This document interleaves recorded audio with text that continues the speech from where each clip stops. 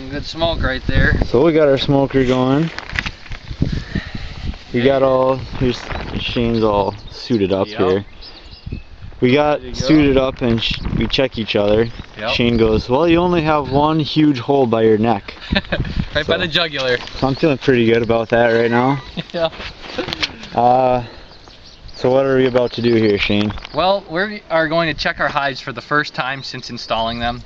What we're going to do is go in and take the top cover and the inner cover off. We're going to smoke them first, and then we will look and see if the queen is laying eggs. Ideally, we'd like to see the queen, but we really want to look and see if she's laying eggs. Kind of clean up any propolis and burr comb, which is just extra comb that they make in bad spots to keep the frames free. That's what we need to do. So we'll go in there, check it out, and see how our hives are doing. And we'll have to feed them too, right? That's right. They went through both hives went through a gallon of sugar water in 4 days. So that's got to be a good sign. That's right. We'll see.